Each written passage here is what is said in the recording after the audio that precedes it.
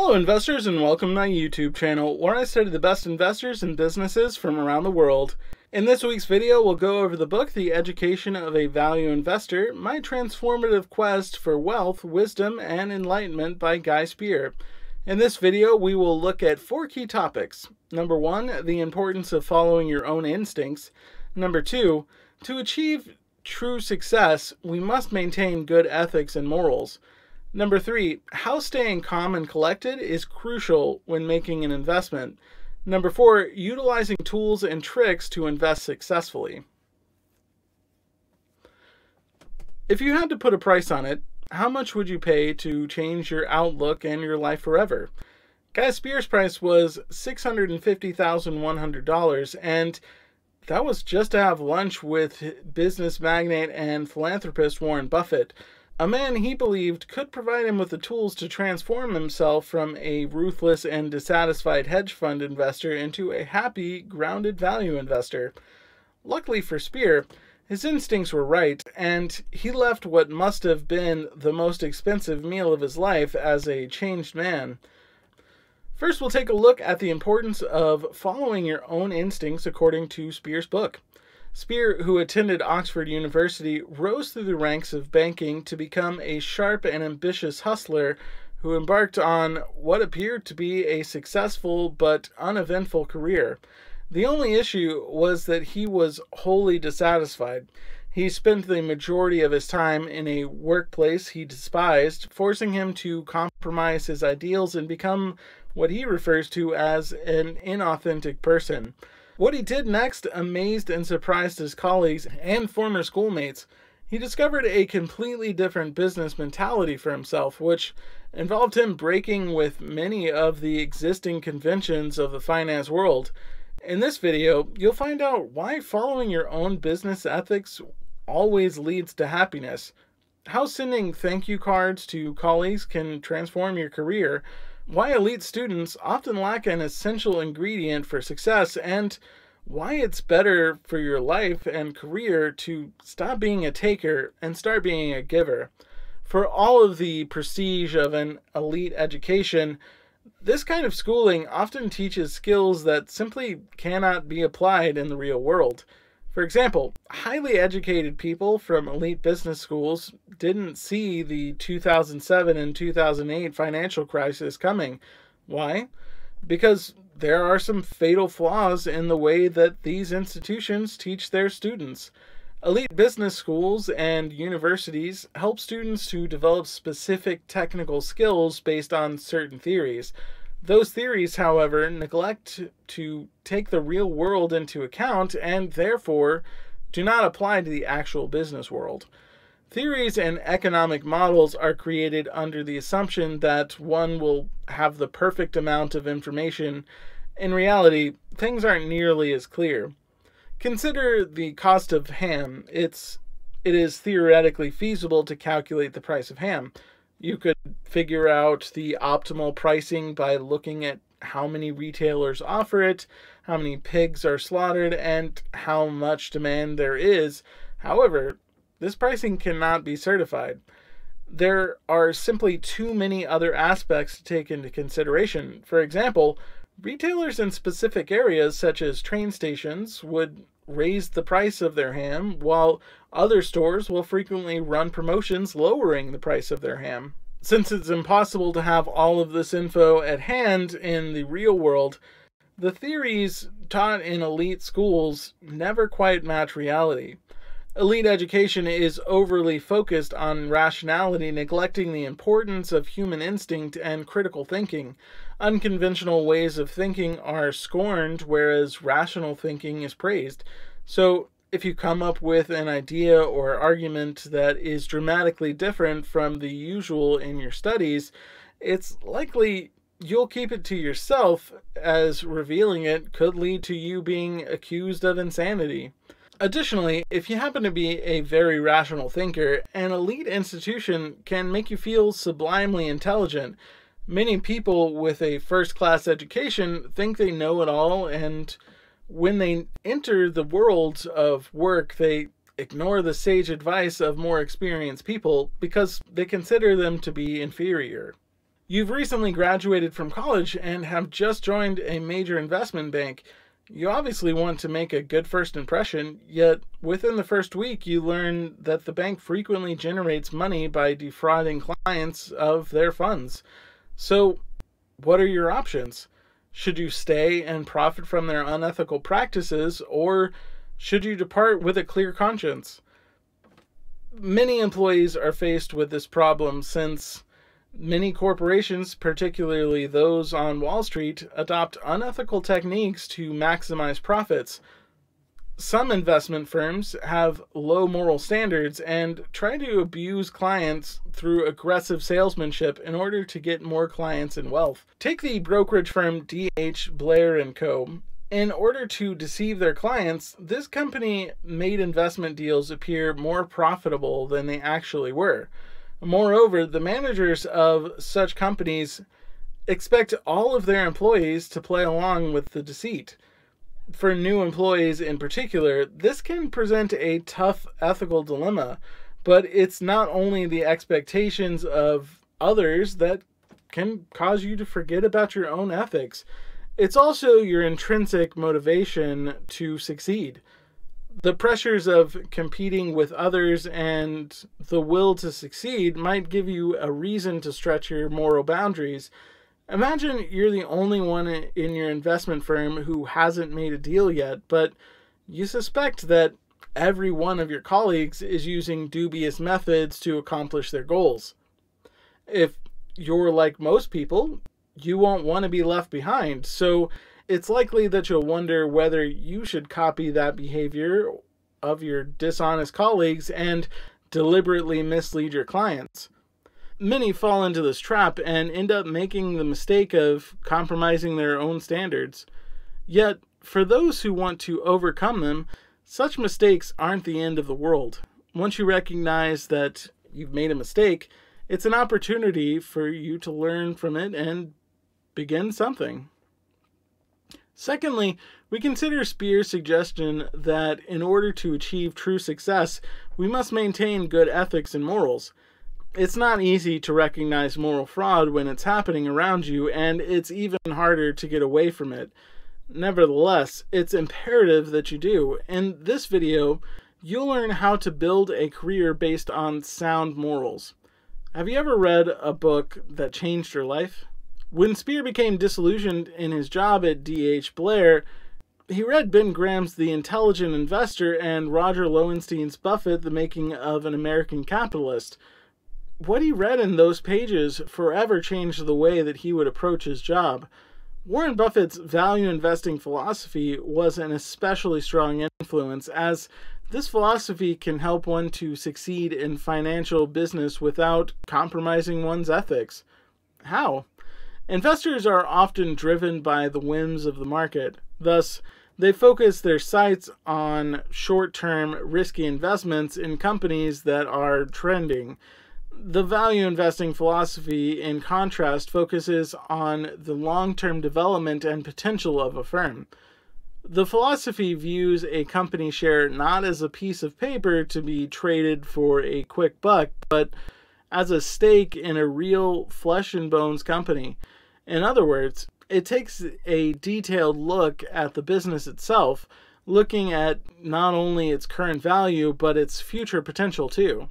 The ethics of such an approach are sensible, because one is always looking at the long-term potential. There's no pressure to deceive buyers to make a quick sale. This also happens to be the far safer approach, as there is less risk involved. As Spier's use of Buffett's philosophy demonstrates, finding a good role model is important in business. It can be very hard to change your approach if you don't know how to achieve that goal. You might end up feeling quite lost and helpless. That's when a role model can help lead the way. Simply imitating the behavior of your role model, known as matching and mirroring, and trying to understand the motivation behind it can make you more successful. For example, from Buffett, Spier learned the best way to achieve success using ethics, personal experience, and hard work. Because he observed that this was a very opposite of what was happening at D.H. Blair, he was empowered to leave the company. Here's a small clip of him talking about this experience. Like George Soros, and I thought that was pretty cool. And I wanted to be rich, I wanted to control companies, I wanted to control people, and I had an educational experience that I think that many of us have had, that I know how to take exams. I'm quite good at studying. If you put me under pressure, I do well. And so I just kind of blasted through my education, and I just thought the world owed me a living.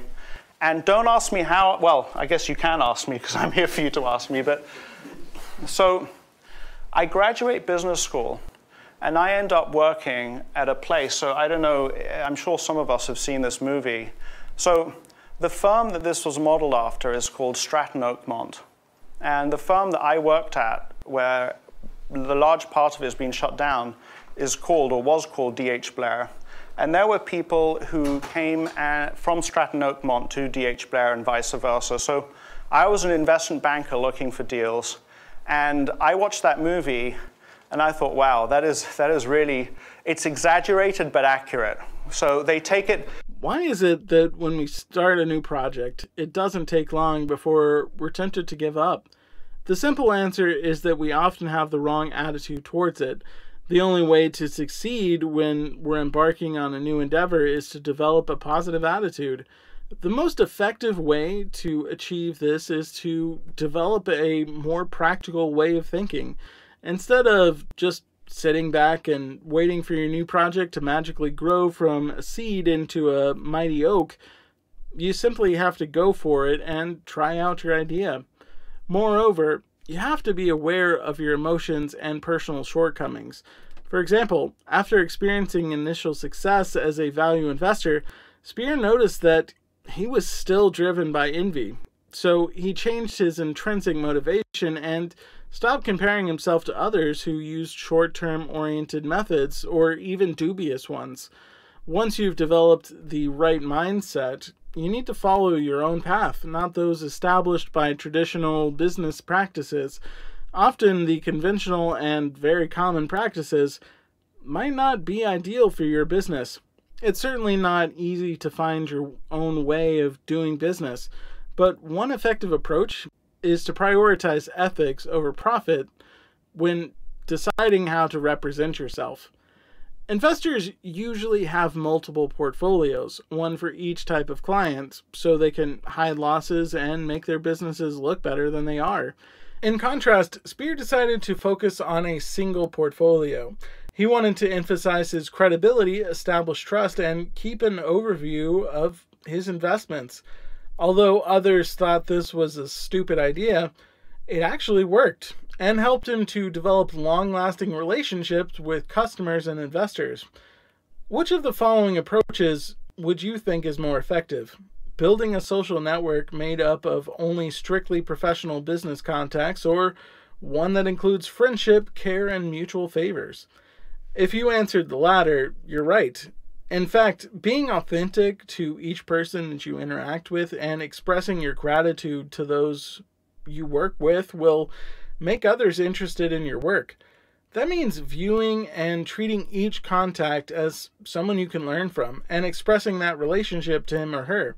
By doing so, you will rapidly grow your social network. When Spier started as a value investor, he wrote many thank you cards to people who'd helped him to develop professionally. To those who gave an inspiring speech, for example, or who did him a personal favor. After a while, people began to write back, inviting him to attend networking events and conferences. Here's a short clip about him talking about this. Thank you notes is one way of tilting the playing field. Sending out thank you notes, creating goodwill, leaving a little bit more on the table in every interaction that I have, leaves people with a positive impression of me, willing to help or willing to do something, and that comes in unexpected times. But now I'm going to go to... Eventually, the people that you treat in this way will remember your name, become part of your social network, and are there for you when you need help. Being authentic to your clients through honesty and helpfulness will make them interested in you and your business. In this book, Power versus Force, the hidden determinants of human behavior, David Hawkins explains that this kind of upfront honesty makes it easier for you to influence others, simply because as a result, they'll trust in you and your decisions. The upshot of all of this is that you'll develop personal goodwill. You'll begin to put relationships before money, start helping others, and want to give something back to society. And as you change internally, so will your business mentality, a precondition to becoming a successful value investor. In fact, once you start doing small favors for people, you'll start to notice other small things you can improve in your life and business, and thus gradually develop at a micro level. And these small acts can gather momentum, building to a point that you can do big favors for others with little regard for your own personal reward. Warren Buffett, for example, pledged most of his shares to the Bill and Melinda Gates Foundation and is now working virtually for free, demonstrating that he cares very little about his personal wealth and more about his social responsibility. Thirdly, from Spier's book, we take a look at how staying calm and collected is crucial when making an investment. Remember the financial crisis of 2007 and 2008 when panic and desperation spread through the financial world. The unpredictability of financial crisis is, of course, rather terrifying. But value investors can depend on their business philosophy when everyone else is panicking, and even generate future profits. Even in the financial crisis, value investors stay calmer than others. That's because they situate themselves in an intellectual environment that doesn't rattle their nerves or lead them to compromise their ethical standards. Being surrounded by panicking traditional investors, on the other hand, can cause one to act irrationally and unethically and to distrust one's investments. But because value investors are long-term oriented and are quicker to avoid risky businesses than others, their hedge funds, enterprises for investing huge amounts of money, are more stable. Spier, for example, avoided investing in any risky businesses connected to the financial market or the tech bubble, so when the financial crisis hit in 2008, even though he lost money, his portfolio wasn't completely devastated like those of most other investors. In fact, keeping calm during such a crisis can help you make the most promising investments for the future. During a crisis, many businesses are sold for much less than their intrinsic value because fearful investors sometimes lose their nerve and sell them lock, stock, and barrel for an incredibly low price. This is a great opportunity for value investors to swoop in and buy shares of a company promising high profits in the future for a very low price. Being a value investor, on the other hand, necessitates maintaining faith and commitment in your own investments rather than selling them as soon as their value begins to decline. How often do you take a break from your workday to check your email or visit a favorite website? Getting sidetracked at work is, of course, quite frequent, but why is this particularly true for those in the banking industry? Our brains simply aren't made for dealing with the intensity of the financial world. When we deal with money, the most instinctive part of our brain, the neurocortex, is activated. For us, money is like food or sex, and essential. So, when we make financial decisions, we're likely to be overwhelmed by mood swings or irrational optimism or pessimism, which causes us to act quickly and often unwisely. At the height of the recent financial crisis, for example, Spier's employees decided to withdraw all of his money from his hedge fund, even though he followed the value investing philosophy and knew that his money was comparably safe. Moreover, our willpower is a limited resource, so we can't resist distractions indefinitely. If we constantly have to use our willpower to avoid doing instinctive things, its power will diminish until we take the time to recharge. This was demonstrated in a study by psychologist Roy Baumeister, in which he showed that the effort required to resist eating chocolate chip cookies wore out people's willpower, making them susceptible to mistakes. Of course, in order to better handle uncertainties, you have to become aware of your own shortcomings and irrationalities. But the easiest way to deal with such temptations is to get a distance from them. This necessitates creating a stable working environment, choosing an appropriate city, designing your office in a way that suits your working habits, and developing daily routines to keep you focused on doing what you should. Take Spier, for example. To get away from all of the hustle of New York, he moved to Zurich and rented an office far from the attractive and distracting city center. That lifestyle helped him focus on his job, enabling him to make consistently sound financial decisions. In fact, other successful people also do the same thing. Bill Gates is famously known for Think Week excursions, and Ted Weschler, before he left Berkshire, picked Charlottesville to run his firm and left New York to avoid groupthink. Lastly, we consider Spier's recommendation to utilize tools and tricks in order to invest successfully. The human mind, as we've seen, is frequently irrational. As a result, it's a good idea to establish some skills to help you regulate your mind. After you've constructed your ideal work environment, you'll need to create investing tools, which are a collection of rules and procedures. These will assist you in bringing order and regularity to your workday. In reality, following these norms and routines will simplify your decision-making process and keep you from succumbing to irrational conduct. Spier realizes that when individuals tried to sell him stock or when he spoke with the company's management, he was readily swayed and misled by their arguments. As a result, he developed a practice of not purchasing anything offered to him. When making such purchases, he was able to focus on simply using his own strong business instincts by following this code. He would only purchase something if he felt it was truly worthwhile. One example of such a tool is the checklist. Making a checklist can help you to avoid making obvious and otherwise predictable mistakes. Especially when dealing with money, the human brain can become intoxicated. This is what the author calls cocaine brain. The brain gets stimulated and its reward circuits are activated, and the result is that we often make small errors chasing immediate rewards, no matter how many rules and regulations we've set ourselves. Thus, reflect on your previous mistakes in business and write a personal checklist of things that you should control before making a decision. Spier's checklist includes more than 80 questions that he asks himself every time he's considering investing in a new company. He questions, for example, the intrinsic value of the company, how stable its value chain is, or if he wants to buy it just to satisfy a personal motivation.